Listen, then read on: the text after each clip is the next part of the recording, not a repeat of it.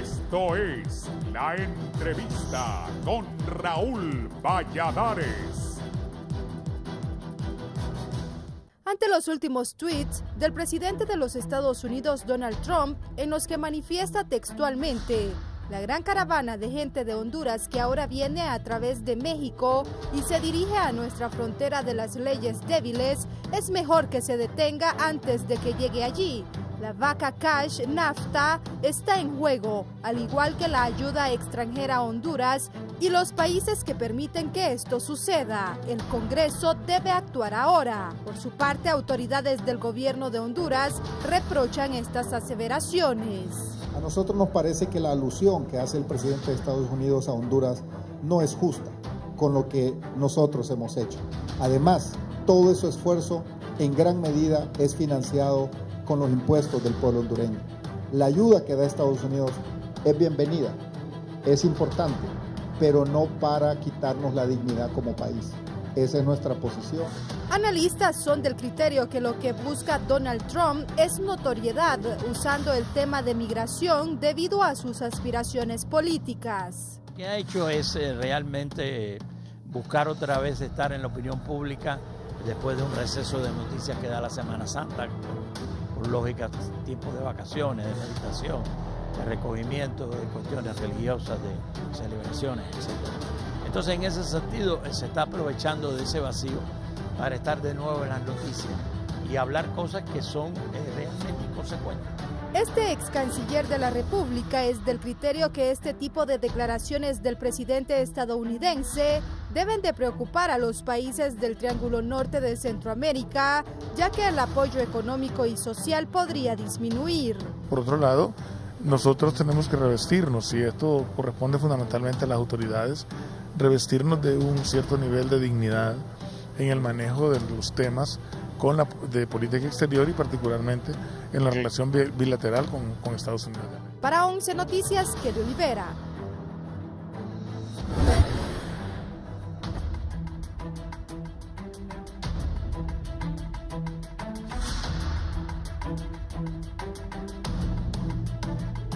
Buenos días, Honduras y el mundo, gracias por estar con nosotros. Saludamos a nuestros compatriotas que nos ven y nos escuchan a través de Centroamérica TV en los Estados Unidos. Nos pueden seguir por la radio Visión Honduras, 90.1 en Tegucigalpa, 90.9 en San Pedro Sula, también la 93.5 en la zona central, la 105.5 en el litoral atlántico y en Choluteca en la 90.3. Donald Trump ha sido duro desde que asumió la presidencia, y una de sus promesas de campaña era que iba a sacar a los migrantes y a todos aquellos, y eso le gustó a muchos votantes norteamericanos. Pero el hombre ha arreciado, acusado a México de que está permitiendo esta marcha desde Honduras, nos ha mencionado directamente. Y qué bueno que Val Díaz, secretario de la presidencia, ha dicho que eso viola la dignidad del país, porque es cierto. Bien, tengo 3 especialistas. Está la abogada Sally Valladares, que es la coordinadora del Observatorio de las Migraciones Internacionales en Honduras. Bienvenida. Mucho gusto. Gracias por la invitación. También está la economista Belinda Portillo, ella es la directora para Honduras de Plan Internacional. Bienvenida. Gracias, Raúl. Buen día. Y el doctor Hugo Noé Pino, ex embajador de Honduras en Washington, ex presidente del Banco Central, ex ministro de Finanzas. Está con nosotros también. Bienvenido, doctor Pino. Buenos días, Raúl. Un placer estar con ustedes, con Sally y con Belinda. Gracias, doctor, por madrugar para venir al programa. Inicialmente, ¿cómo podemos interpretar lo manifestado por el presidente Trump, abogada Sally? Bien, en principio hay que reconocer que ha habido una dinámica donde se insiste que el tema migratorio es un tema fundamental para el gobierno de los Estados Unidos y precisamente desde el primer día que el presidente asume la presidencia de Estados Unidos anunció varias medidas, ¿no? Entre ellas la cancelación del Estatuto de Protección Temporal para algunos países que están acogidos. Honduras todavía está pendiente de una decisión en julio de este año. Definitivamente también eso, la falta de llegar a un acuerdo con México respecto a las medidas también que México debe tomar para frenar la migración en la frontera que comparten, pues ha generado tensiones y en las cuales definitivamente los países expulsores de migrantes pues son los países que están en medio de estas tensiones entre políticas entre México y los Estados Unidos. Definitivamente las declaraciones del presidente Trump no sorprenden, dado que ha sido, digamos, coherente en el sentido de una política antiinmigrante, pero definitivamente pues vuelve al tema de discusión el hecho de que Honduras continúa siendo uno de los países de Centroamérica que más expulsa migrantes, y precisamente sobre esta mencionada caravana que inició hace algunas semanas, pues la información que hemos recibido es que el 80% de los que integran esa caravana son hondureños. Sí.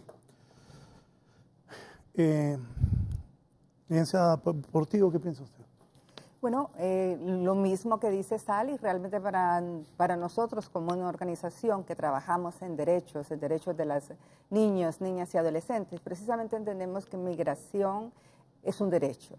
Sin embargo, la política migratoria del señor Trump viene a ser algo desde que asumió como la crónica de una muerte anunciada. Realmente es algo que estaba anunciándose. De hecho, esta marcha, como decía Sally, empezó una marcha para los derechos de los migrantes. Nuestros colegas en México de otras organizaciones nos han informado, son más de 1.300 migrantes, exactamente 80%, o sea, como casi 900 son hondureños.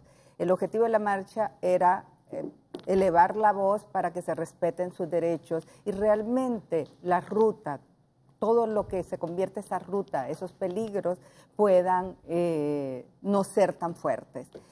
Realmente como Honduras es uno de los países que más expulsa y eso es cierto. Ahora es un momento para que nos podamos ver como país y podamos ya dejar el sueño americano atrás y empezar a ver cómo podemos hacer para que en Honduras existan las oportunidades suficientes para que no sigamos expulsando niños, niñas y adolescentes. Recordemos que el 56% de los migrantes son jóvenes, son niños y adolescentes entre 13 y 20 años. Doctor Pino. Sí, Raúl, esta situación que se ha presentado recientemente tiene varias aristas que hay que considerar. Primero, lo que las colegas han mencionado, el tema de migración y la política interna de los Estados Unidos. Luego, la reacción del gobierno hondureño. Y el tercer elemento, igualmente importante, es lo que tiene que ver con las consecuencias que esto pueda tener.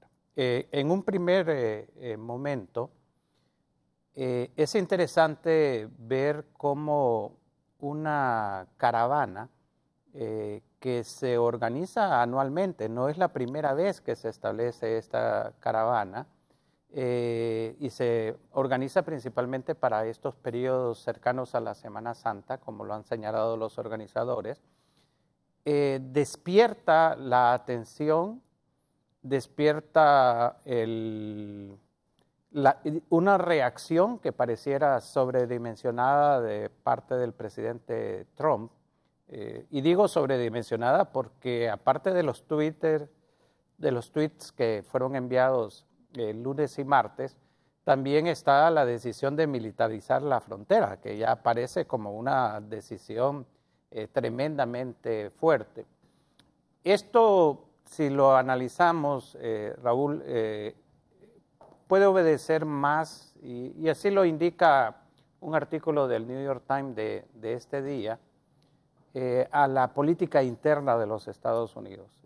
Acaba de suceder recientemente la aprobación del presupuesto en Estados Unidos, en donde el presidente Trump no obtuvo el dinero para el famoso muro de la frontera. Se acercan las elecciones de noviembre legislativas que van a ser muy importantes debido a algunas derrotas parciales pero simbólicas del Partido Republicano en diferentes estados.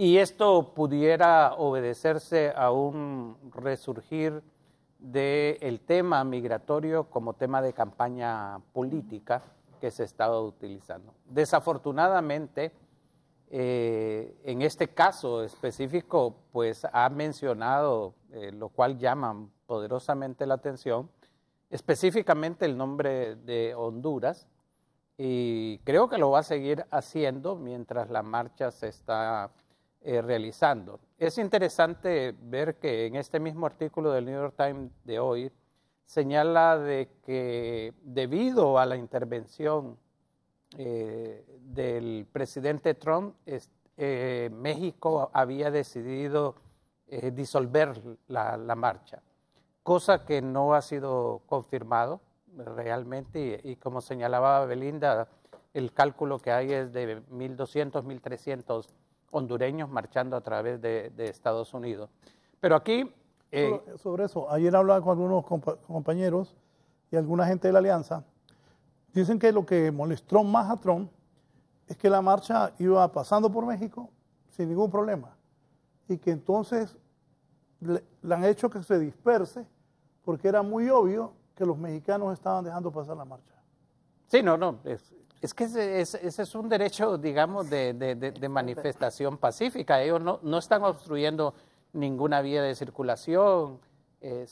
Pero aquí hay otra cosa, Raúl. Yo recuerdo que al día siguiente de la elección del señor Trump, participé en un foro televisivo y yo expresé que una de las cosas que el señor Trump iba a hacer y que lo está haciendo es poner en prueba la institucionalidad de Estados Unidos, pero no solamente la institucionalidad dentro de los Estados Unidos, sino que la institucionalidad internacional. Estas guerras comerciales en donde no se toman en cuenta, por ejemplo, a la Organización Mundial de Comercio y se establecen barreras arancelarias sin ningún tipo de cuidado con respecto a qué tratado internacional se está violando. Y lo que ha sido señalado acá, la migración es un derecho, es un derecho que existe a nivel internacional, pero también eso está siendo puesto a prueba. Y lo que yo, tratando de leer entre líneas, ¿por qué el tema de la caravana ha creado tanta reacción? Y es que, estando a pocos meses de las elecciones de noviembre, si esta caravana alcanza la frontera, en Estados Unidos también realmente hay leyes que tienen que respetarse y que los jueces respetan. El hecho de que una persona diga, yo vengo huyendo de mi país, de la violencia, y busco un tipo de asilo, no se resuelve con que le diga el guardia de la frontera, que le diga, no, usted no puede entrar acá. Eso se resuelve a través de un juzgado, toma tiempo. Hoy mismo hay una decisión del Ministerio Público de Estados Unidos que los jueces de migración actualmente tienen una cantidad enorme de casos que no les da tiempo para resolverlo. Utilizan entre 4 y 6 meses para poder decidir si deportan a las personas. Entonces, claro, el temor es qué pasaría si en este momento se da un aumento muy fuerte de niños no acompañados, por ejemplo, porque en la marcha van muchos niños no acompañados, y eso sale públicamente. Eso sería como una derrota política del presidente Trump, que no están funcionando sus políticas. Entonces, Honduras ha caído en la vorágine de la política interna de Estados Unidos y ahí sí realmente hay que tomar en cuenta que uno de los aspectos muy, muy importantes es que en cualquiera de los casos en que se debe de garantizar el respeto a los derechos humanos de los migrantes. Eso es sumamente central para Honduras como país, para nuestros compatriotas que por diferentes razones económicas, de violencia o de cualquier otra índole, buscan emigrar. Sí, lo tengo en agenda para un poco más adelante. Me escribe el ingeniero Roberto Ramón Castillo y me dice, no creo que se renueve o extienda el TPS después de esa advertencia y ojalá no se suspenda la ayuda, pues no será solo de fondos americanos, sino del Banco Mundial y del BID. Saludos, gracias. Igual al ingeniero Roberto Ramón Castillo. Más adelante me amplían sobre eso. Según estadísticas, ha incrementado o disminuido el flujo de hondureños que emprenden el camino hacia los Estados Unidos este año. Bueno, precisamente en los primeros meses se ha visto un comportamiento del incremento en las deportaciones y eso es también uno de los temas que ha elevado la alerta frente a la disminución de flujo que hubo el año pasado.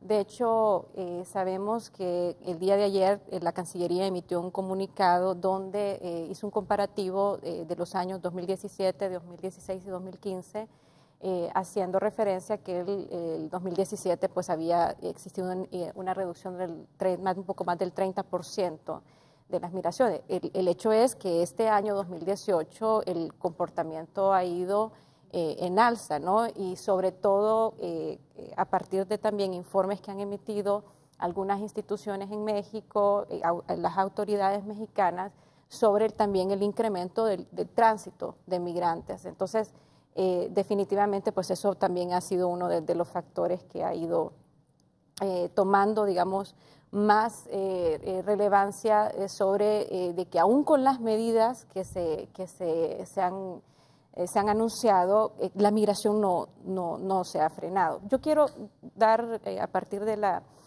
intervención del doctor Pino, quiero dar dos datos que también fueron mencionados por algunas cadenas de televisión como ABC en Estados Unidos y también encuestas que han publicado el Washington Post. Y hay dos temas que aparentemente son temas donde no hay apoyo de la misma población estadounidense. Uno de esos es que en una encuesta realizada, el 87% de los estadounidenses dijeron de que los que estaban con el beneficio del DACA deben de quedarse en Estados Unidos. Ese es realmente un tema donde DACA es uno de los temas más complejos y de hecho eso es también una de las razones porque no ha existido, digamos, entre los demócratas y los representantes, no ha habido acuerdos en ese sentido. Y el otro tema es sobre la construcción del muro, también que se mencionaba por acá, 6 de cada 10 estadounidenses no están de acuerdo con la construcción del muro. Entonces también ahí es un tema donde aún con estos mensajes, estas amenazas, ¿no? Antes de las elecciones, ¿estaban a favor del muro?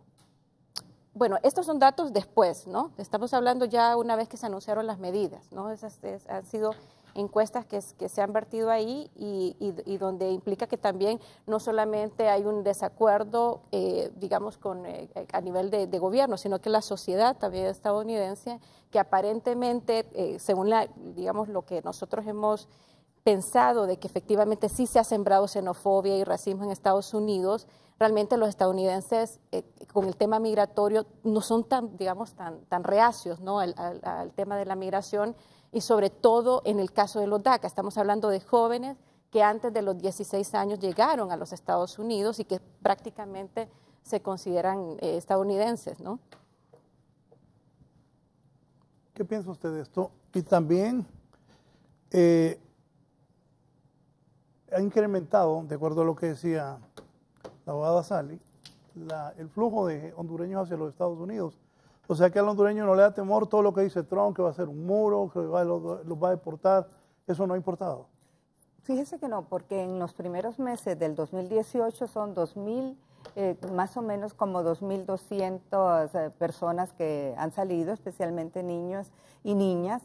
Yo diferiría un poco con las encuestas, porque realmente las encuestas se hacen en los centros urbanos, donde hay otra masa, pero la masa que llevó al poder al señor Trump son la masa de los países, de los estados como Arkansas, Texas, Oklahoma, donde ese pensamiento xenofóbico es muy fuerte, es donde está todo lo que es los rednecks. Si bien, hay algo que es importante que había dicho Hugo Noé, que él se preguntaba por qué mencionó a Honduras. Mencionó a Honduras sencillamente porque fue el único país el año pasado al que se le entregaron fondos del Plan para la Prosperidad. no lo recibió ni Guatemala ni El Salvador. Entonces es un poco, ojo, una amenaza, mira, te estoy dando fondos y mira lo que está sucediendo. Sin embargo, en cualquier situación, esos derechos, especialmente de los niños, de las niñas y de esos adolescentes y de las personas que están en esas marchas, deben de ser respetados. Esto no puede pasar. Yo creo que realmente es un momento también de que Honduras también recobre su dignidad. Es cierto, durante mucho tiempo Estados Unidos ha dado ayudas, pero no son ayudas que se dan sin esperar nada a cambio, sino que son ayudas que se dan basadas en intereses económicos e intereses políticos de Estados Unidos. Usted fue embajador en Washington. ¿Qué piensa de lo que ella está diciendo? De la ayuda, de por qué se da ayuda de parte de los Estados Unidos. Bueno, en general, Raúl, yo sigo pensando que la amenaza de cortar la ayuda es tiene un trasfondo más político que de naturaleza cierta. En el sentido, Estados Unidos ha sido el país que más ha respaldado al gobierno de facto que actualmente tenemos en Honduras. Es más, respaldó el fraude electoral que se dio el 26 de noviembre pasado. Entonces, quitarle la ayuda a un gobierno que ha venido respaldando no se mira como consistente.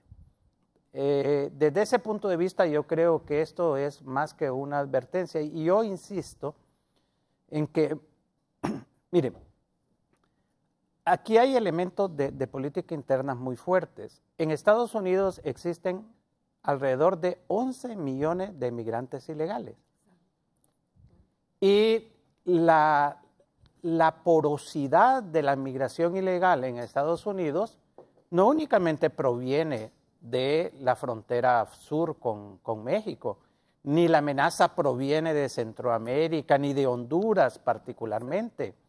Los datos muestran que buena parte de la migración ilegal en Estados Unidos son gente que ha obtenido su visa en las embajadas y que se queda en Estados Unidos ilegalmente. Entonces aquí hay un juego político interno que no concuerda realmente con la realidad. Lo que uno no alcanza a ver, si este es un juego predeterminado, consciente, como parte de una estrategia, o son las acostumbradas reacciones del presidente Trump, que no estamos acostumbrados a ver en otros presidentes y que parece que reacciona más a acontecimientos específicos. En este caso, la caravana en sí es la que ha creado esta situación. Pero la caravana ha existido en otros años y uno se pregunta, bueno, ¿y por qué no han hecho? La misma prensa norteamericana dice, el presidente Trump es quien visibiliza realmente la caravana. La caravana no hubiese pasado desapercibida si el presidente Trump no le establece, ¿verdad?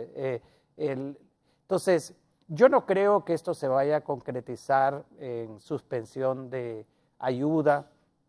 No creo que se vaya a concretizar en otro tipo de cosas, porque repito, más bien, si en algo se sustenta este gobierno actual, es en la represión de los militares y en el apoyo de Estados Unidos. Pero está, como decimos los hondureños, blofeando Donald Trump cuando dice esas cosas.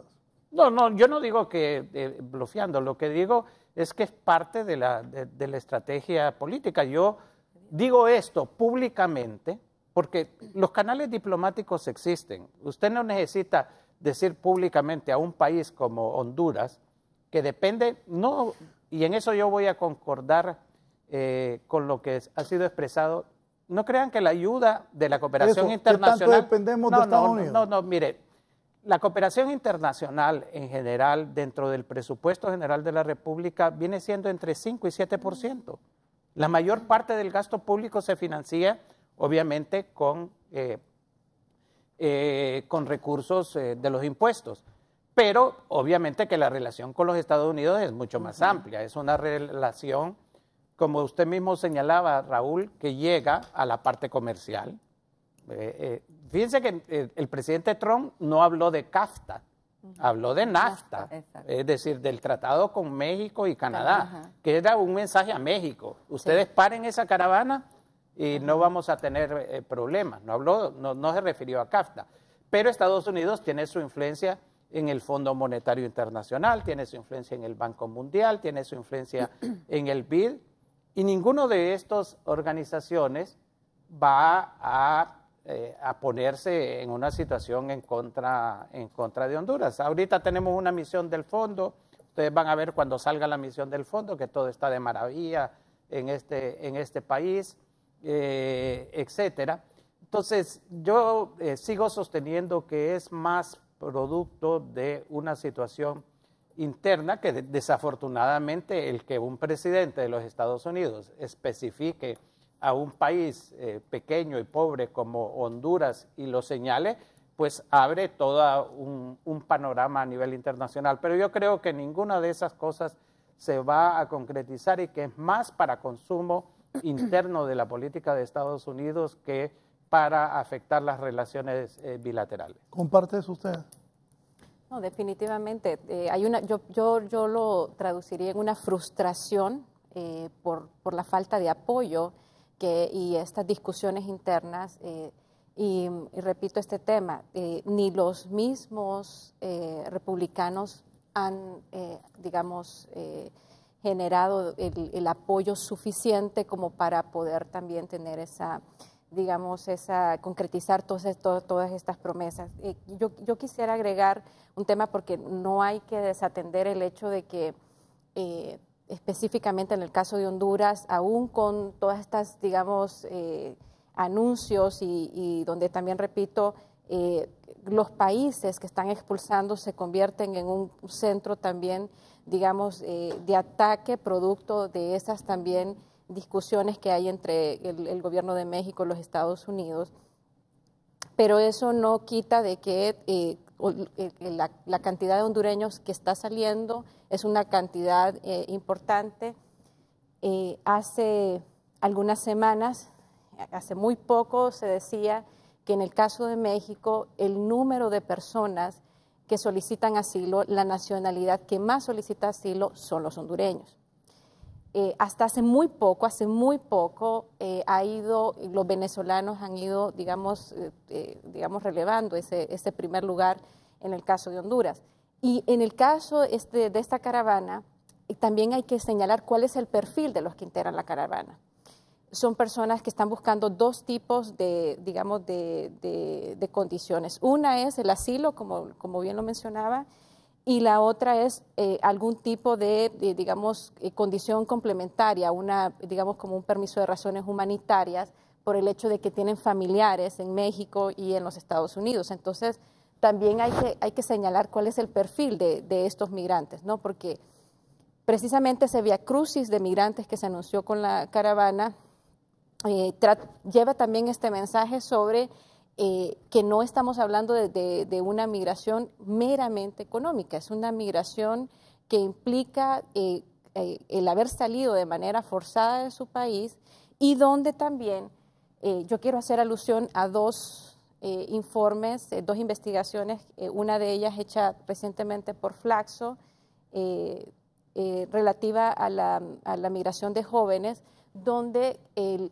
76% de los jóvenes que fueron entrevistados están dispuestos a migrar. Y eso, si lo comparamos con la investigación que hizo la Universidad de Costa Rica, que se llama Honduras Desgarrada, así se llama la investigación, 69%, es decir, muy semejante a la encuesta, a la investigación que nosotros hicimos, donde en el caso de Honduras, porque lo hicieron para Guatemala, Honduras y El Salvador, en el caso de Honduras se menciona que el 69% de los jóvenes está dispuesto a migrar. Entonces, ahí hay un punto también importante relativo a los perfiles de estos migrantes, la mayor parte jóvenes, y donde estamos encontrando que definitivamente las causas que generan la migración van a continuar causando de que principalmente sean los jóvenes los que vayan a migrar.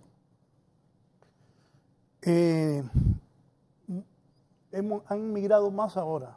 Independientemente de las amenazas de Trump, más hondureños buscan ir a los Estados Unidos, por lo que decía ella y todo. Pero, ¿y las deportaciones? ¿Cómo están? Bueno, las deportaciones tienen una corriente similar. En total, entre el 2014 y el 2017 se retornaron 34.831 entre niños, niñas y adultos. El 56% de esto, como dijo, son niños.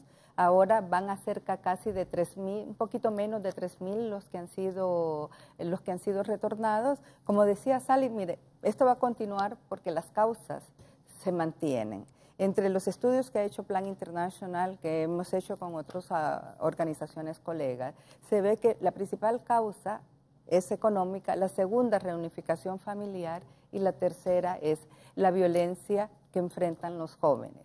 Yo creo que en este momento, y me parece muy válido estar pensando que si lo que dice el señor Trump va a ser es una amenaza o no va a ser, o solo está haciendo llamados de atención y que no va a pasar nada. Yo creo que en este momento el análisis debería de ser, ¿estamos preparados? ¿Qué está haciendo Honduras para prepararse ante este contingente de los retornados que son parte del flujo normal y de los que van a ser devueltos? ¿Qué estamos haciendo para prepararnos si se para el DACA? ¿Qué va a pasar con la economía del país? ¿Cómo vamos a darles respuesta y generar oportunidades para estos niños, niñas y adolescentes que vuelven al país?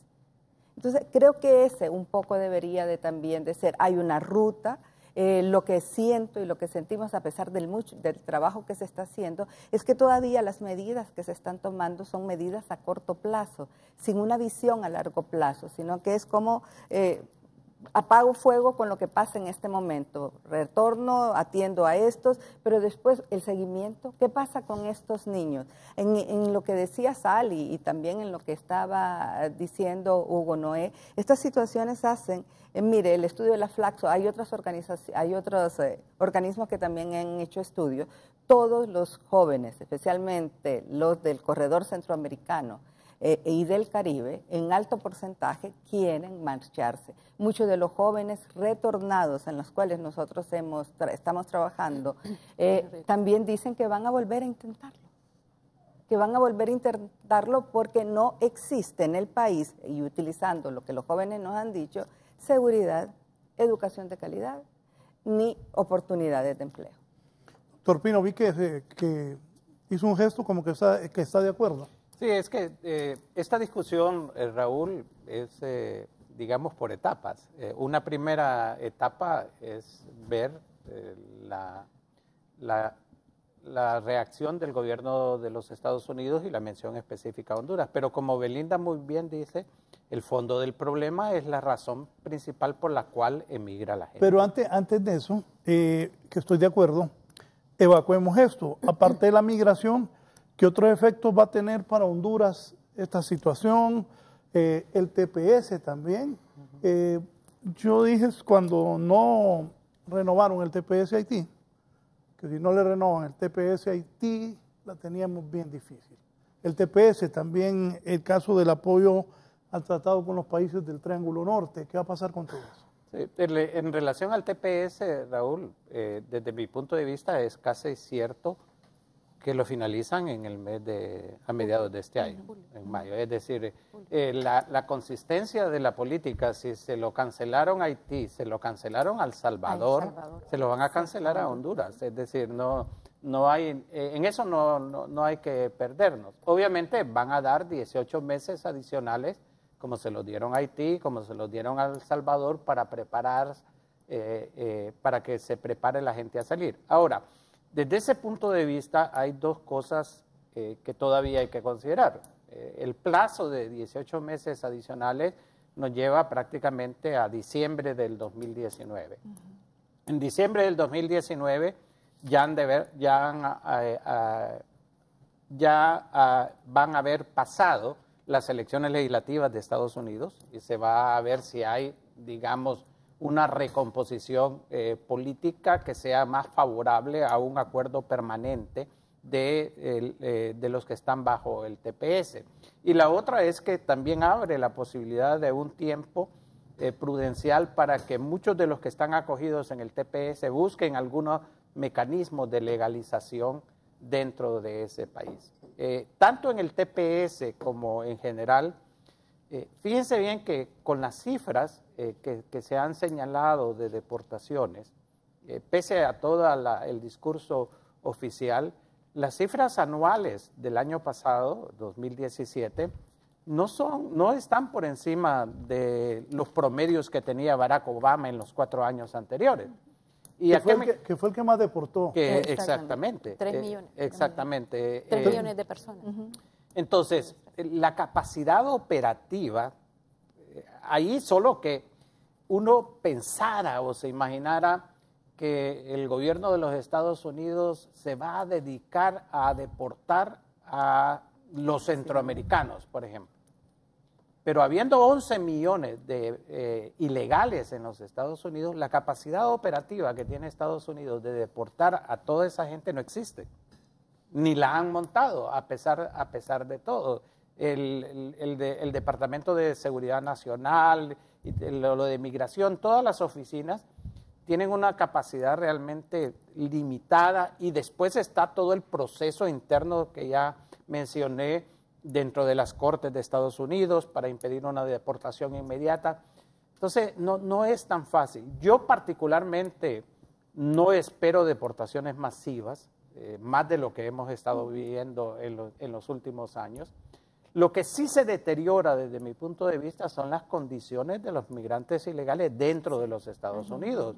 ¿Por qué? Porque al estar bajo la amenaza constante, como una espada de Damocles, de la deportación, entonces ellos aceptan cualquier tipo de trabajo, cualquier tipo de salario que les permita mantenerse dentro de los Estados Unidos. Pero que van a venir acá porque se termina el TPS en mayo o junio, 60,000 familias que están amparadas, yo no lo creo.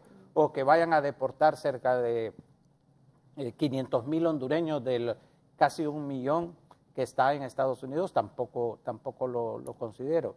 Pero ahí sí volvemos, Raúl, a las causas principales. El problema es que Honduras no crea las condiciones para que la gente se quede. La situación económica, por mucho que sea el discurso oficial que hay 3,5 millones de veraneantes, que las playas estaban llenas, de que este es un paraíso, la realidad es otra.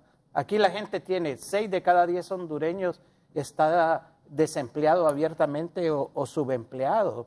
La violencia, por mucho que se diga de que se ha disminuido la tasa de homicidios, ver esas muertes que suceden todos los días, la del maestro en su escuela, la del niño saliendo de su escuela, la de la doctora, la de los jóvenes que aparecen en los barrios marginales en bolsas, todo eso lo que crea es un sentido de inseguridad en toda la población, la parte económica, la parte política, el hecho de que no podamos como país estar cohesionados, sino que a través de un fraude electoral se imponen autoridades, se impone una Corte Suprema de Justicia. Todo eso afecta el acontecer. Yo creo que esos son los problemas que nosotros tenemos que ver para resolver. Esta situación del país, el país va totalmente en la dirección contraria. Cuando se hablaba, Sally y Belinda, de la falta de oportunidades de educación, de la falta de oportunidades de salud, de la falta de seguridad social, cuando nosotros miramos que el presupuesto de la República va para 200 millones para comprarle armas a Israel, para crear batallones, que vamos a tener la cárcel más grande de Centroamérica, cuando las escuelas están cayendo, cuando no hay medicinas en los hospitales. Entonces, ¿qué tipo de país nosotros tenemos? ¿Qué esperanza le podemos dar a la población hondureña? Cuando se imponen, digamos, leyes en el Congreso Nacional y se buscan proteger los intereses de personas que han sido acusadas de corrupción. Entonces yo creo que ese es el tema central sobre el aspecto de migración, porque nadie deja su país si no es por una necesidad, bien sea económica, como ha sido señalada, bien sea de reunificación familiar o bien sea huyendo de la violencia o de la situación general del país. Entonces, mientras nosotros no vayamos a la raíz del problema, no vamos a poder solucionar el problema de migración, y el presidente Trump podrá quitarle la ayuda económica a Honduras, podrá quitarle los préstamos del Banco Mundial, cualquier cosa, pero la migración se va a seguir dando porque son mecanismos de supervivencia de la población para poder continuar existiendo. ¿Las cifras más exactas de los hondureños que viven en los Estados Unidos? Bueno, aquí hay un tema, porque ahí está el dato del censo de Estados Unidos, y según el último censo que fue en el 2015, se establece que hondureños en Estados Unidos hay 600,000 hondureños, de los cuales 336,000 están indocumentados. Claro que podemos considerar que eso es un subregistro. O sea, hay una buena parte legal. Sí, sí, sí. Y que 336,000 indocumentados, según el censo de Estados Unidos, pero podemos considerar... Pero usted dice que hay 600,000, quiere decir que hay una buena parte legal. Sí, que tienen algún tipo de regularización migratoria, ya sea una residencia, un TPS o, digamos, otra condición migratoria. Pero definitivamente podemos considerar que puede ser más hondureños. Aquí se ha mencionado cerca de 1 millón de hondureños en Estados Unidos, pero sí es importante también recalcar que la mayor parte de los hondureños están indocumentados. Entonces, en el caso de las personas que tienen TPS, ya ha habido todo, digamos, una estrategia para buscar la regularización de esas personas que están con TPS, sobre todo de organizaciones de migrantes que están tratando de buscar cualquier mecanismo, ya sea que las empresas finalmente lo soliciten o que si tienen hijos, que los hijos puedan solicitarlo. Pero yo estoy de acuerdo en algo, es decir, las personas que están con TPS de ninguna manera van a permitirse ser deportadas. Lamentablemente, en el peor de los casos, estas personas van a terminar engrosando a los indocumentados, porque finalmente se les cancela TPS, quedan en una situación de indocumentados y vamos a aumentar el número de indocumentados en el país. Yo estoy completamente de acuerdo, no creo que esas personas vayan a ser deportadas. Lo más seguro es que si no pueden encontrar una solución, van a terminar huyendo hacia otros estados. Ya sabemos que ha habido varios anuncios. Le digo algo, hace muchos años cuando comenzó el TPS, yo entraba en dudas que por qué la gente no se inscribía, pero ahora le doy la razón. Sí, claro, porque no... Tenían temor. El TPS, tal vez recordando, el TPS es una condición, dado su nombre, es una condición temporal y únicamente lo que permite es la permanencia en Estados Unidos y el permiso para trabajar. Eso es lo único que permite el TPS. Una persona con TPS no puede optar a una residencia a menos que tenga una alternativa para optar a una residencia. Entonces, claro, de las personas que estaban inscritas con TPS en el 99, cuando fue la primera inscripción, a la fecha, ha habido una reducción y sobre todo en este último periodo, lo que ha ocurrido es que muchos ya han ingresado peticiones para poder optar a una residencia. No cree lo que decía el doctor Pino, ¿no creen ustedes que Trump, por cumplir su promesa, por hacer lo que quiere, va a hacer una cacería? Pues muchos tienen el temor que va a hacer una cacería no solo contra hondureños, sino contra los que están indocumentados. De hecho, sí, pero también está la otra parte que decían mis colegas, que decía Hugo y que decía Sally, la capacidad que se pueda tener de deportar a todas estas personas. O sea, creo y vuelvo a insistir, nosotros tenemos que estar como país viendo estas causas, cómo nosotros podemos eliminar la pobreza, o reducirla, porque la pobreza, eliminarla probablemente es una palabra demasiado utópica, pero cómo podemos reducir y ofrecer oportunidades para evitar esos flujos migratorios, porque de hecho no importa, se van a otros países, pero siempre va a haber una presión de hondureños. Recuerde, la población está creciendo. ¿Cuál cree usted es el peor escenario? El peor escenario para nosotros es que los indicadores económicos del país y los indicadores sociales sigan bajando, y en ese sentido la presión migratoria va a seguir de jóvenes y niños que quieren salir del país, va a continuar. ¿Peor escenario, doctor? Sí, el peor escenario es que el señor Trump cumpliera sus amenazas, ¿verdad? En el sentido de suspender la ayuda y la influencia, pero yo insisto que no creo que ese sea el objetivo. Fíjese, se me olvidó mencionar que en este reportaje del New York Times de hoy, Raúl, en una reunión con presidentes de los estados bálticos, el presidente Trump señala que que hay que impedir esa caravana que alcance la frontera, porque ahí lo que vienen son pandilleros, traficantes de drogas, todo completamente alejado de la realidad. Ahí lo que van son familias realmente y niños no acompañados.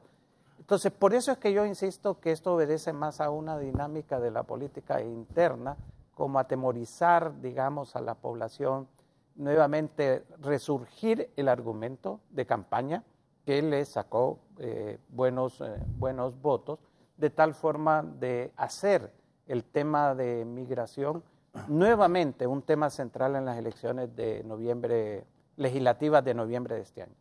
¿El peor escenario? Bueno, yo creo que para agregar a la discusión, aparte de lo que se ha mencionado, el peor escenario es que frente al cierre de fronteras que definitivamente pueda tener Estados Unidos, es que México vaya a adoptar una política anti-inmigrante. Porque en el caso de los hondureños que pasan por México, el hecho de que no hayan posibilidades para que México pueda también dar alguna alternativa para especialmente para las personas que están buscando protección, eso sería terrible, sería el peor de los escenarios. Sabemos que no existen las condiciones en el país, el retorno no se vuelve una alternativa, ¿verdad? No es una alternativa para muchos, y bueno, producto de ello es las reincidencias de personas que intentan la ruta, ¿no? Sí, solo voy a hacer una pausa y después nos explican cómo debe prepararse Honduras para el peor escenario, qué debe hacer el gobierno. También hay muchos hondureños ya que solo piensan como, si no voy a Estados Unidos, me voy a España. Mucha gente está migrando hacia España. Esto y más al volver.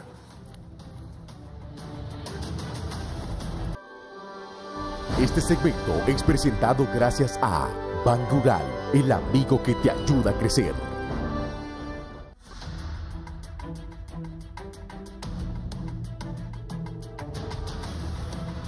Honduras redujo migración en un 30.8%. Este es un comunicado de la Secretaría de Relaciones Exteriores de ayer.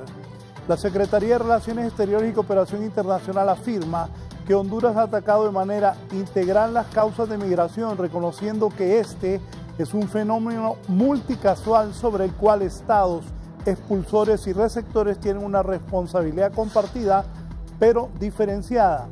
Como resultado de nuestros esfuerzos 2014-2017, Honduras ha reducido los índices de migración irregular hacia los Estados Unidos de América de forma constante, especialmente el año 2017, cuando se registró una disminución del 30.8% en relación al año 2016, la cifra más baja desde el 2014. Asimismo, Honduras ha creado un clima propicio al crecimiento económico, el cual fue del 4.8% en el 2017.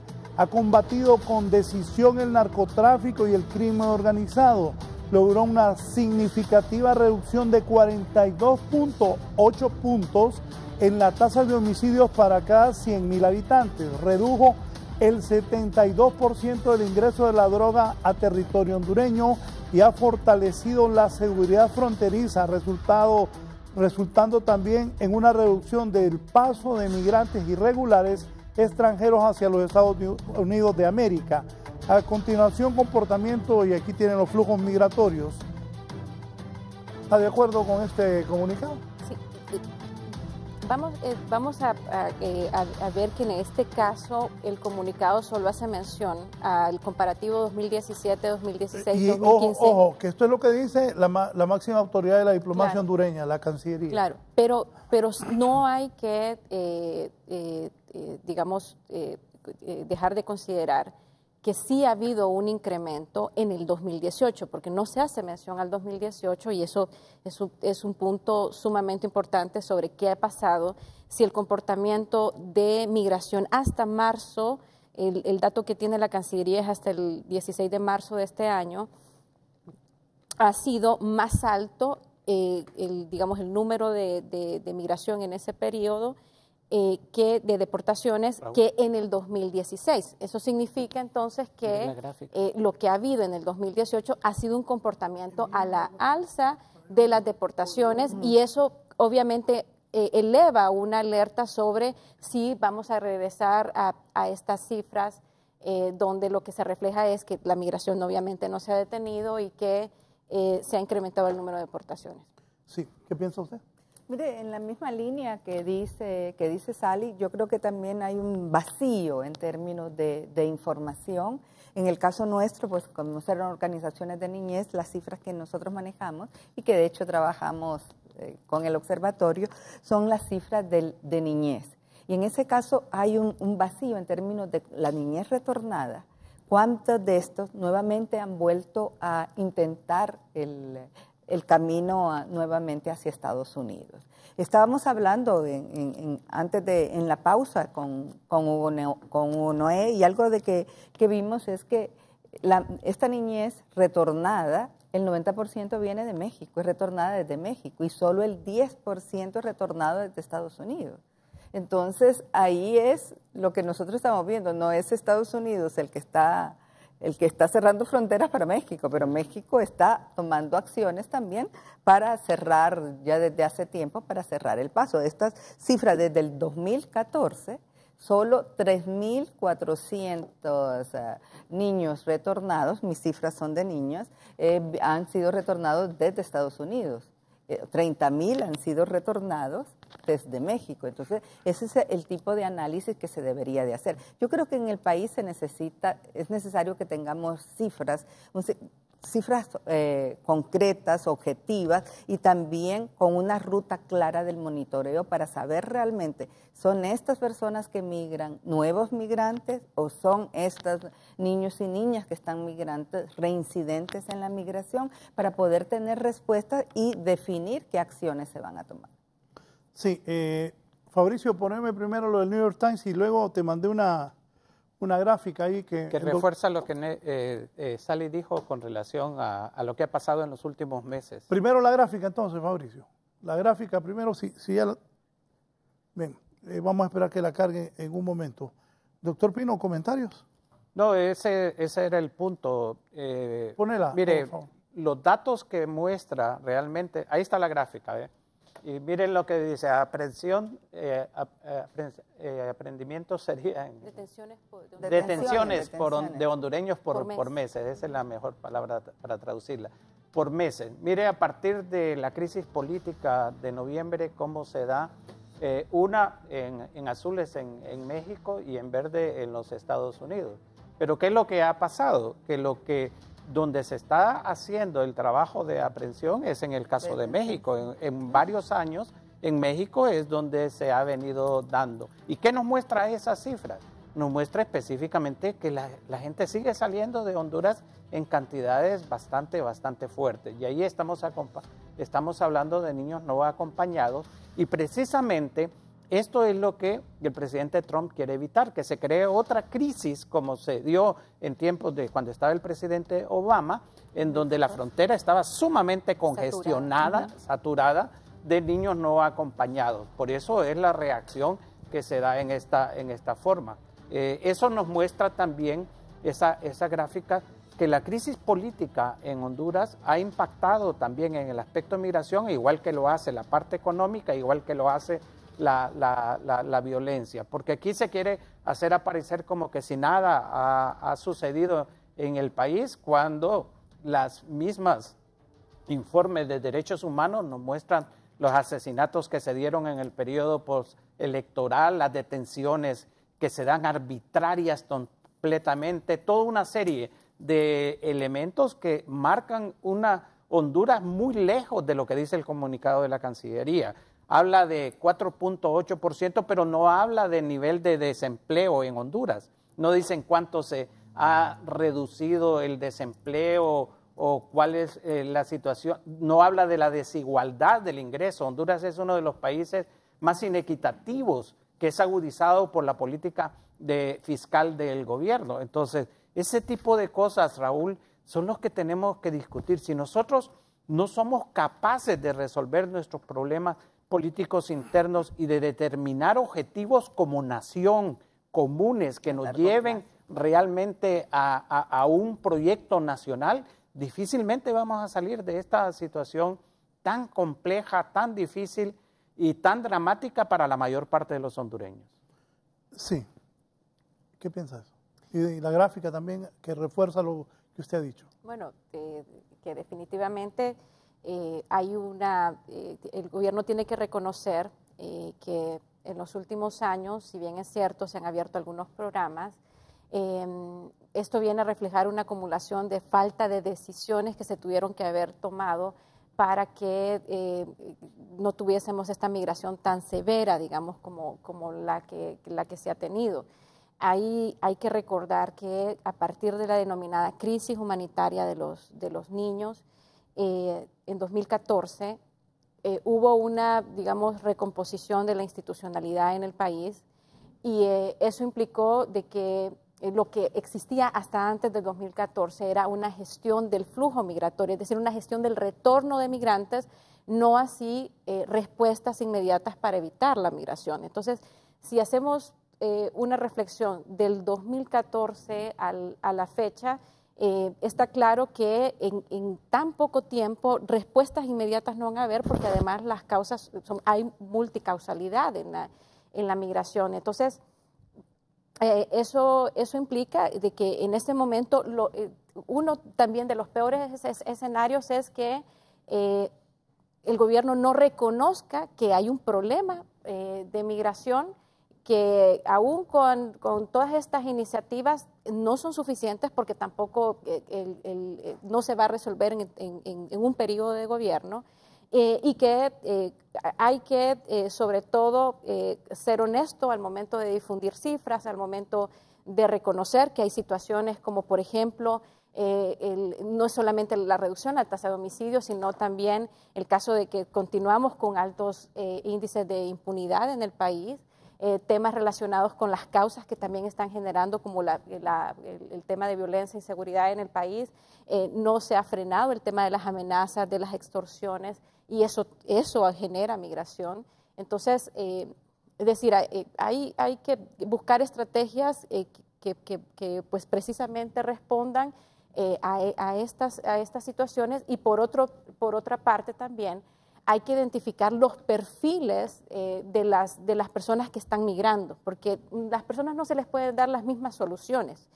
Y en un ejemplo tan claro como una persona que ha huido porque ha tenido una amenaza, digamos, producto de haber sido extorsionada, al regresar, si es deportada, regresa a un entorno de violencia y no se le puede proponer de ya que empieza una empresa. Si tenía una empresa y esa empresa la tuvo que cerrar por razones de extorsión, primero tiene que haber una intervención psicológica de la persona, ¿no? Tiene que haber una intervención donde la persona se prepare si efectivamente se piensa en razón de también de identificar los perfiles. Y nosotros tenemos, el país tiene esa estructura para hacer todo eso, porque cuando los aviones vienen con deportados, viene cualquier cantidad de deportados.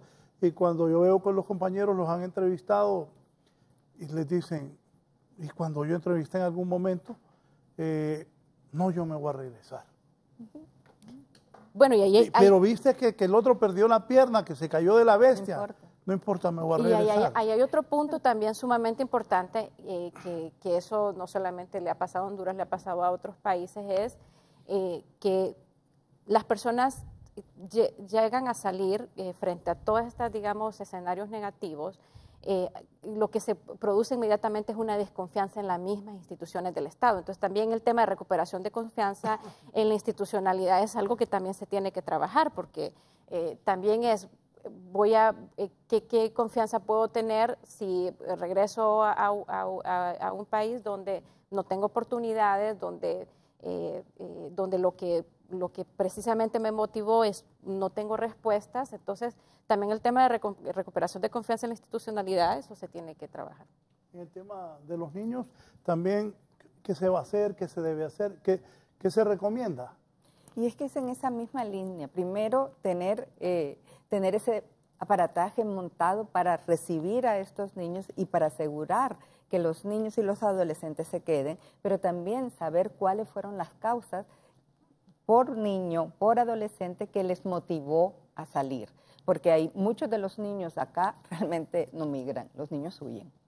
Y eso está muy claro desde la crisis que se dio en el 2014. Hablando con los niños, con los jóvenes, e incluso hablando con jóvenes en México, lo que se vio es que estos niños huyen muchas veces porque son amenazados. Mire, nosotros hablamos mucho de la violencia que se da hacia afuera, que se da con las maras, pero también hay que recordar que hay una violencia doméstica, que es la primera expulsora de los hogares, que hace que los niños y las niñas se vayan, van a la calle a sufrir más violencia. Entonces muchos de estos niños y niñas son víctimas de esta violencia y huyen. Entonces cuando son retornados hay que saber cuál fue. ¿Fue víctima? ¿Voy a regresar a ese hogar expulsor? ¿Voy a regresar a ese entorno violento donde yo estaba? Mire, yo creo en este sentido que es cierto la cifra del crecimiento económico del 4%, pero la gente debe de entender que crecimiento económico no está aparejado ni es una ecuación. Tengo crecimiento es igual a desarrollo social. Eso es porque hay que ver ese crecimiento económico hacia dónde se fue.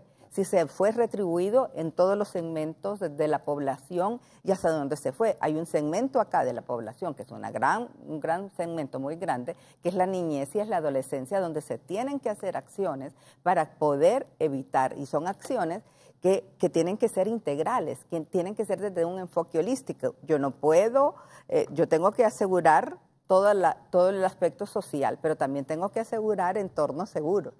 Y también tengo que asegurar oportunidades económicas para la familia, para que estas familias puedan atender las necesidades, y ni siquiera mire que estoy hablando de derechos, las necesidades básicas de la familia. Porque por mucho que nosotros hablemos, si yo tengo hambre, puede que hoy consiga, pero ¿qué va a pasar mañana?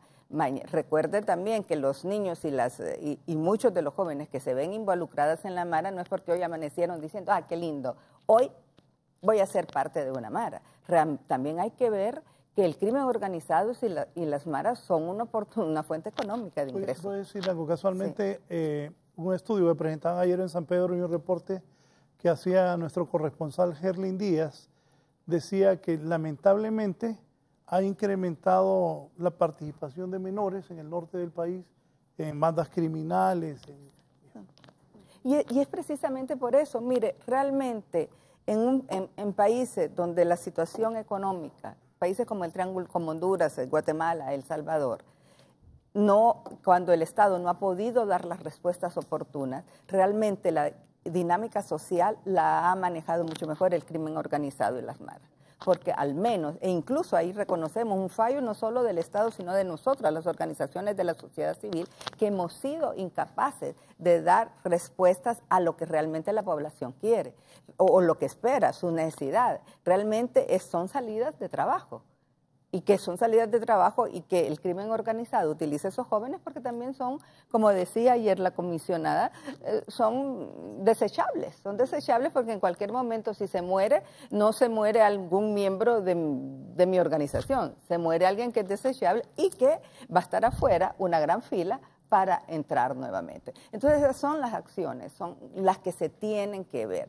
No podemos atacar la migración y aunque tengamos aparatejo para eso, aunque tengamos también los fondos para ello, lo que se necesita son esas otras acciones de prevención, esas otras acciones de protección. Es una cuestión de un sinnúmero de políticas que se tienen que integrar, acciones que se tienen que implementar de forma urgente, en la medida, como decía Sally, que no haya una respuesta, que se siga viendo corrupción e impunidad, que en el país no se siga teniendo confianza en la institucionalidad, que no se sigan dando respuestas desde el punto de vista económico, entonces esta situación va a proseguir. Ahí, el punto de vista económico. Doctor Pino, usted ha manejado las finanzas de Honduras. También, ¿cómo conseguir fondos para todo esto?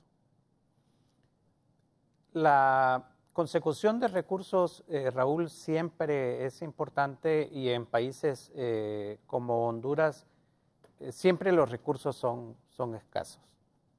Sin embargo, uno debe partir de la base de cómo asignar mejor esos recursos. Y ahí nosotros sí tenemos una crítica muy fuerte a cómo se han venido manejando los recursos en Honduras de parte del gobierno en los últimos 8 años. En primer lugar, las asignaciones presupuestarias con los datos que el ICEFI ha mostrado ampliamente cómo se ha privilegiado el gasto militar y el gasto en seguridad sobre el gasto en educación, el gasto en salud, el gasto en seguridad social. Entonces, ahí tiene que haber una recomposición realmente del gasto que permita fortalecer aquellas áreas en las cuales se requieren para evitar la migración, para fortalecer, digamos, el caso de la niñez y de la adolescencia, la atención a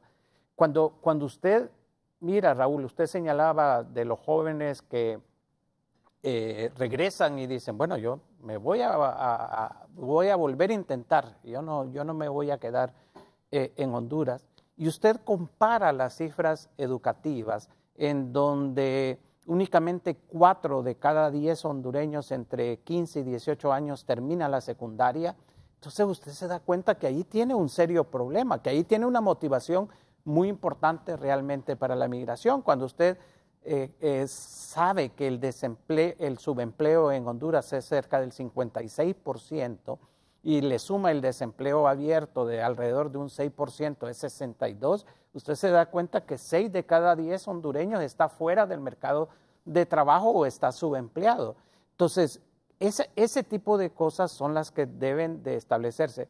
Y le voy a poner un ejemplo claro de la falta de políticas públicas para detener el tema de migración. Digamos, preguntémonos nosotros, ¿cuál es la política migratoria que tiene Honduras? Definida como tal, una estrategia con diferentes componentes, no las tiene. Reacciona cada vez que hay un evento como de esta naturaleza. Flaxo, con la cooperación española, ha organizado un observatorio de las migraciones internacionales que busca conocer más a fondo la dinámica a través de investigaciones, de estudios del problema migratorio, pero usted no mira esfuerzos desde el punto de vista gubernamental en ese sentido o apoyo a este tipo de iniciativa. Pero quería también aprovechar la oportunidad, Raúl, volver sobre un tema que usted mencionó y es el caso de cuando usted mencionó España, que es un destino de migración de los hondureños, se me vino a la mente algo que es también muy importante. El tema de migración no es un tema, y eso lo hace más difícil de entender de la posición del presidente Trump, únicamente de Centroamérica. Es un tema mundial actualmente. La migración que está viendo a Europa, digamos, de parte de África, la que está viendo de Centroamérica y de Sudamérica hacia los Estados Unidos, de diferentes puntos, la migración interna muchas veces que se dan entre los países, esto tiene una dinámica y pudiéramos decir, Raúl, que es que en el fondo las políticas de desarrollo, pese a que algunos países han avanzado en superación de pobreza, en otros nos hemos quedado completamente atrás, no hemos podido resolver el problema. Cuando yo estuve de embajador en Estados Unidos, tuve la oportunidad, Raúl, de visitar todos los consulados en Estados Unidos y reunirme con la comunidad. Mire, nadie sale de su país si no es forzadamente. Mire, el sentimiento de los hondureños allá recordando sus pueblos, sus ciudades, sus costumbres, sus alimentos, esa nostalgia que usted mira, si la gente tuviera las oportunidades en nuestro país, no migra. Entonces, tenemos que establecer políticas claras realmente de migración. Tenemos no solamente que establecer políticas generales, tenemos que asignar los recursos, aunque sean escasos, a esas políticas de tal forma que nos permitan resolver. Al final de lo que estamos hablando es de políticas de desarrollo, políticas de no solamente de crecimiento económico, como bien lo señaló Belinda. El problema es que en Honduras el crecimiento económico se queda en pocas manos. ¿Por qué? Porque este país ha sido conducido por mucho tiempo por una élite económica y política que el único interés que tiene es satisfacer sus intereses personales o de grupo. Se ha olvidado completamente. Y en esto, hasta yo me incluyo, Raúl, como exfuncionario de gobierno, y debemos de replantearnos cuál es la situación del país. Pero si es negando la realidad, diciendo que aquí los homicidios han bajado, pese a, como bien lo dijo Sally, 90% de impunidad en este país. El 90% de impunidad que existe en nuestro país es un aliciente para que la gente siga haciendo crímenes, para que la gente siga por el camino equivocado. Entonces, si nosotros tratamos de esconder el sucio debajo de la alfombra, tratando de decir que no, que este es un paraíso, que aquí realmente todo funciona bien, entonces estamos haciendo muy poca contribución. Y crisis como esta, en donde un presidente de Estados Unidos menciona específicamente a Honduras y le pone nombre y lo amenaza con quitarle la ayuda, se van a seguir dando si no resolvemos los problemas de fondo que existen. Y lo que no se mira es que se buscan resolver esos problemas en el corto. Sabemos que algunos problemas son de corto, de mediano y de largo plazo, pero no se mira iniciativas que tiendan a resolverlo en ninguno de los periodos de tiempo. Sí, la migración a España, la mayoría son mujeres. El 80% de la migración hacia España es de mujeres. ¿A qué se debe? Bueno, precisamente porque en el caso de las oportunidades, digamos, laborales, son mucho más amplias para las mujeres que los varones, ¿no? Y de hecho, en estudios recientes se ha establecido que los hombres que emigran no tienen mucho éxito, digamos, de integración rápida a un empleo y en algunas ocasiones Estados Unidos va a seguir siendo un destino. Y yo sigo insistiendo con el escenario de que si se cierran las fronteras, México va a ser un destino. ¿La actitud de México?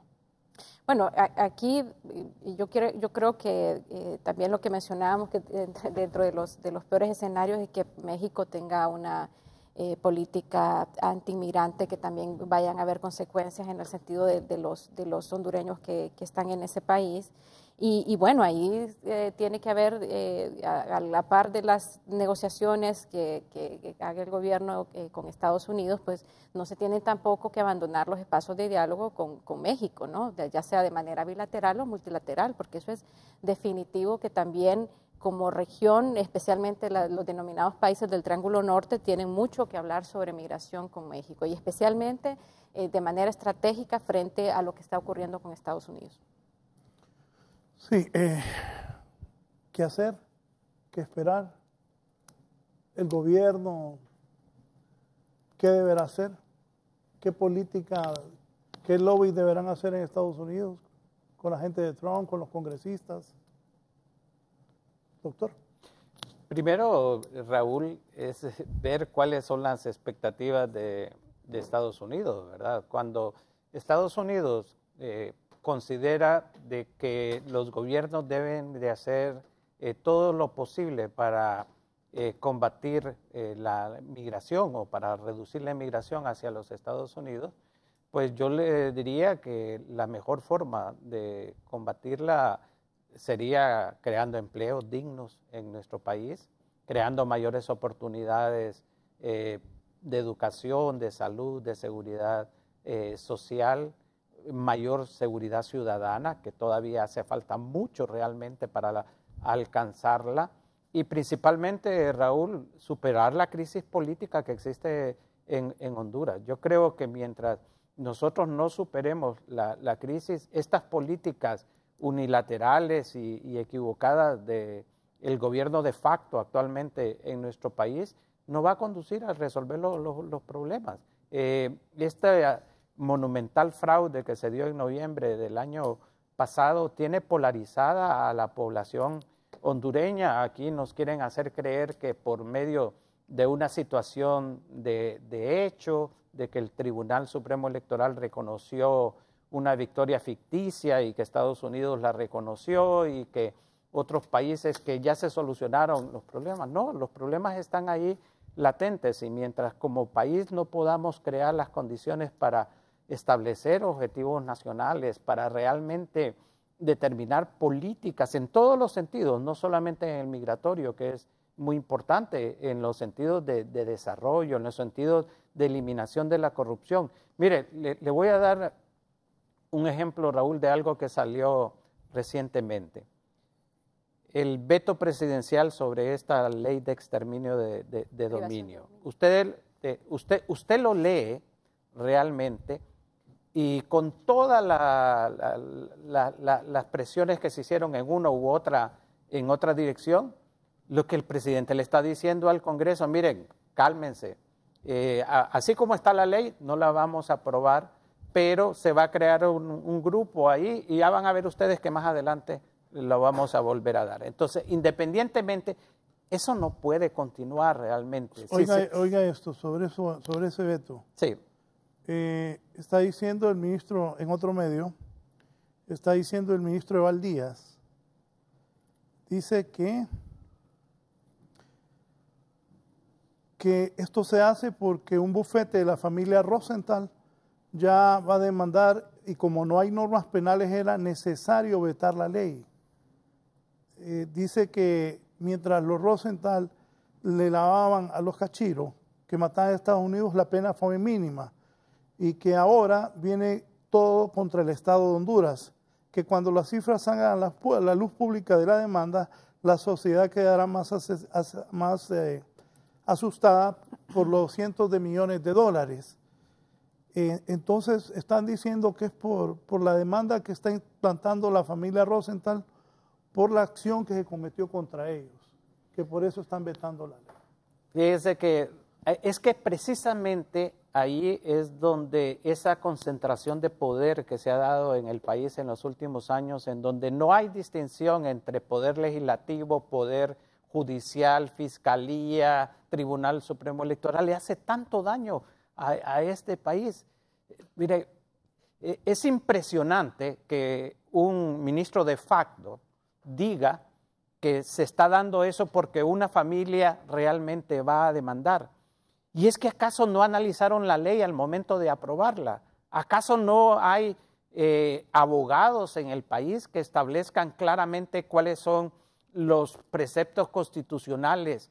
Fíjese, a mí, yo sin ser abogado, hasta hoy escuchaba en la mañana que decían que ya había habido un dictamen de la Sala Penal que decía de que el Congreso debía tener mucho cuidado en no violar la Constitución cuando aprobó esa ley. Es decir, ¿cómo puede una Sala Penal dar un dictamen de esa naturaleza si precisamente va a la Corte Suprema para que la Corte diga si en algún momento viola algún precepto constitucional? Entonces, uno no se explica. Por eso es que Honduras está de cabeza, porque aquí no se respetan las leyes, se hacen leyes que violan la Constitución, la reelección se da en contra de la Constitución, toda una serie de elementos. Y lo que están haciendo es politizando en un caso particular, independientemente de cuál sea el concepto, de que por una demanda se vetó realmente la ley. El expresidente Lobo sale diciendo que la prisión de su esposa se debió a que 5 jinetes del apocalipsis se reunieron en casa presidencial. Pero por favor, ¿dónde está la institucionalidad del país? ¿Dónde está la legalidad? ¿Usted cree que un país de esa forma puede realmente detener la migración hacia los Estados Unidos o puede cuestionarle algo de lo que se señale a nivel internacional? Así no podemos, Raúl. Realmente ese tipo de acusaciones cada vez surgen como argumentos como sacados de la manga de la camisa. El problema es que Honduras está en un nivel de institucionalidad tan bajo que cada vez que se cuestiona algo, se buscan argumentos ad hoc para justificarlos. Y yo creo que eso no puede continuar. No puede continuar y tenemos que buscar una solución de tal forma de que se reconozca de que el país está totalmente institucionalmente en el suelo y crear las condiciones para reconstruir la institucionalidad en Honduras. Sí, bien, vamos a la parte final. La directora para Honduras Plan Internacional, sus conclusiones. Bueno, para nosotros como organización, insisto, que trabajamos en los derechos de la niñez, creemos fervientemente que el cambio es posible. El cambio es posible si se toman medidas holísticas, medidas integrales, que realmente vayan a beneficiar a toda la población. Creo que hay posibilidades, hay recursos en el país. Lo que se necesitan son voluntades políticas y voluntades también, no solo de los políticos, sino también la voluntad de la sociedad civil y del sector privado. Hay recursos, Honduras no es pobre. Es cierto, usted me va a decir, la tasa de pobreza del país es una de las más altas de Latinoamérica. Lo que existe es una pésima distribución del ingreso. Veamos cómo se puede hacer para que esto realmente beneficie a toda la población y a esa población de niños, que hoy representan que hoy son el presente. Ellos no son futuro, hoy. Y lo que hoy se haga por ellos va a poder tener efectos o negativos o positivos. Entonces es un llamado a todas las autoridades, es un llamado a nosotros, las organizaciones de la sociedad civil, cooperación internacional y a todos los segmentos del país, a que nos unamos, a que aperturamos acciones tanto a corto como a mediano y largo plazo, que se hagan acciones de Estado y basadas en la institucionalidad. Muchísimas gracias por la invitación. Gracias. ¿Cómo va a salir Valladares?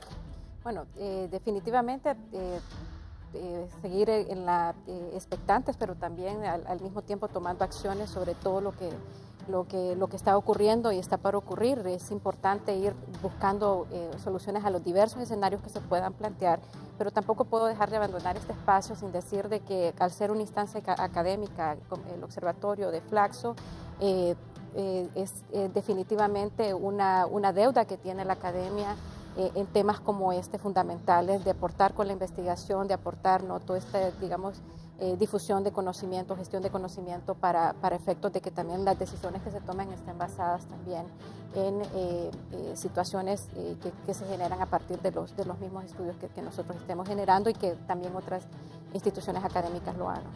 Agradezco que haya aceptado nuestra invitación y cerramos con el doctor Hugo Noel. Raúl, la migración en las condiciones en que la hace la mayor parte de nuestros compatriotas es una tragedia, provoca desintegración familiar, provoca toda una serie de problemas.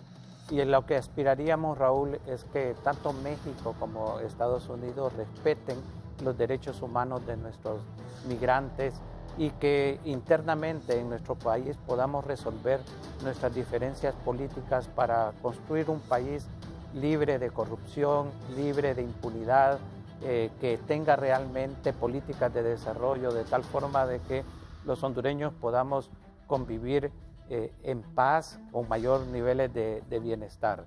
Debemos de tratar de buscar esos elementos pese a las diferencias. Ahora estamos en una situación crítica, pero hay que poner todos los esfuerzos para llegar acuerdos, pero no acuerdos para esconder la corrupción, no acuerdos para seguir la impunidad, sino que acuerdos para eliminar todas estas razones que al final provocan que los hondureños por necesidad busquen emigrar hacia otros países.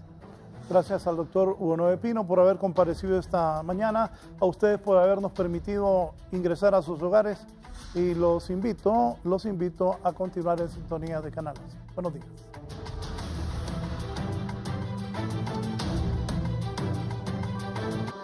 Este segmento fue presentado gracias a Ban Rural, el amigo que te ayuda a crecer.